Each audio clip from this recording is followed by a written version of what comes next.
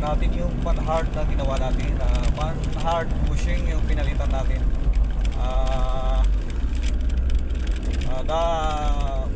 Nag-accord siya 80 kph pero slightly lang, hindi siya yung malakas na deployable. Pero after that, after 2 years, 60 na, nag-appear na siya 60 kph ay lumalabas na ito. Ngayon 60 na tayo. So far so good, nawala. So masasabi natin na doon sa bushing ng pan-hard okay na, palitan. Ang hindi natin masubukan yung 80 kph, 80 km/h. Nag-manifest siya, no? Nagmamanifest dati. Yun yung pinabayaan ko lang, lumala hanggang sa lumala.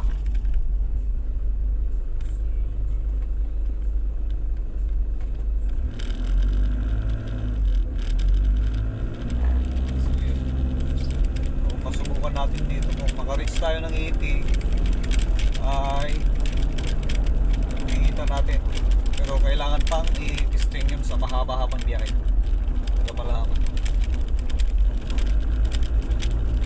Next week.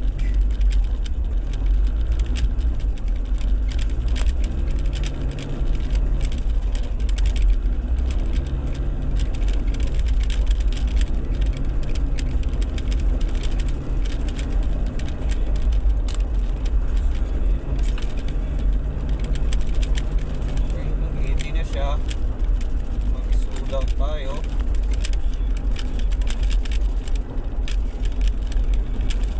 For bato mataas ang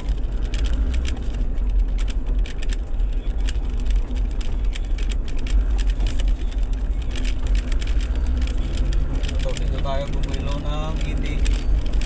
Subukan natin to.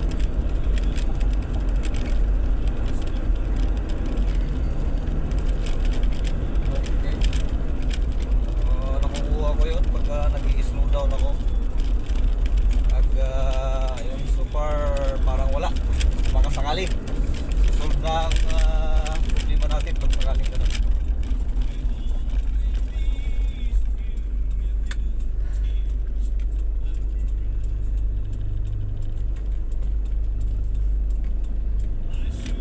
Okay, so far that's it.